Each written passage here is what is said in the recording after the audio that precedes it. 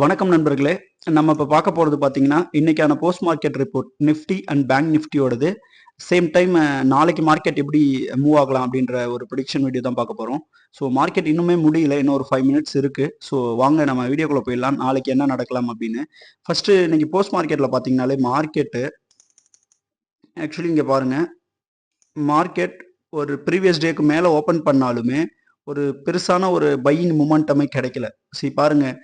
A and B period, C period, D பீரியட்ன்னு ஐபிய வந்து அதுக்கப்புறம் ஒரு இ பீரியட் வந்து இ அண்ட் எஃப் பீரியட் வந்து கிட்டத்தட்ட ஐபிய பிரேக் பண்ணாங்க. பட் ஆனா அந்த அளவுக்கு ஒரு ஸ்ட்ராங்கான ஒரு பையிங் மொமெண்டம் இல்லாததால வந்து ஒரு சைட்வேஸ்லயே மார்க்கெட் இன்னைக்கு ரன் பண்ணிட்டு இருக்காங்க.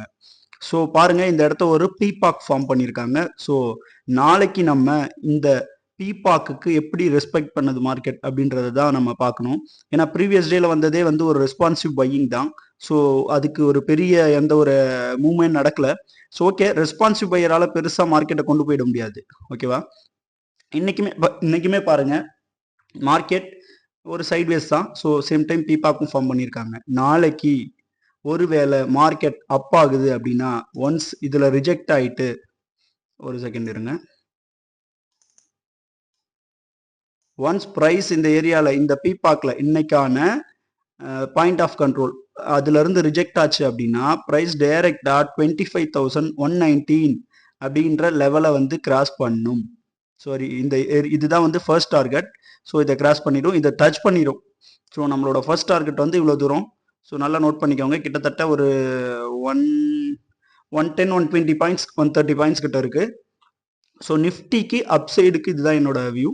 ஸோ டவுன் சைடில் எந்த தூரம் வரைக்கும் போகலாம் அப்படின்னு பார்த்தீங்கன்னா, ஒருவேளை மார்க்கெட் டவுன் ஆகுது அப்படின்னா இந்த பீபாக்கை வந்து டெஸ்ட் பண்ணுவாங்க. ஸோ இந்த பாயிண்ட் ஆஃப் கண்ட்ரோலுக்கு மார்க்கெட் வரலாம், ஒருவேளை டவுன் ஆகுது அப்படின்னா.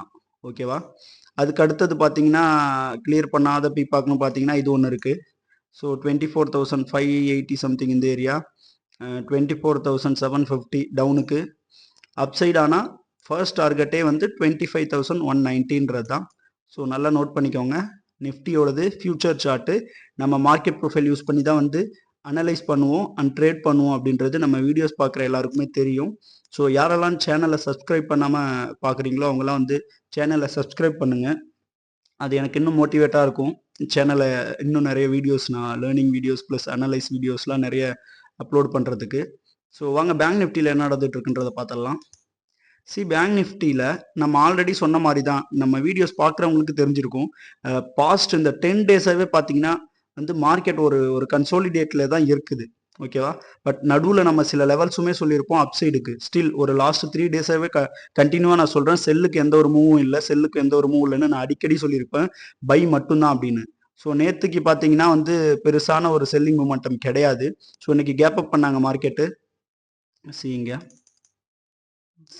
ஹியர் நேத்திக்கு மார்க்கெட் பார்த்தீங்கன்னா கேப் டவுன் கொடுத்து, அதாவது ப்ரீவியஸ் வேல்யூ ஏரியாக்குள்ளே தான் ஓப்பன் பண்ணாங்க. நம்ம பெருசாக வந்து செல் சைடு தான். பட் ஆனால் நம்ம பெருசாக எந்த ஒரு ட்ரேடும் எடுத்துக்க போகிறது இல்லை. சேம் டைம் நமக்கு டவுன் சைடுக்கு எந்த ஒரு கன்விக்ஷனும் கிடையாது. Only for upside market அப்படின்னு நம்ம 2-3 நாளாகவே சொல்லிக்கிட்டு இருக்கோம்.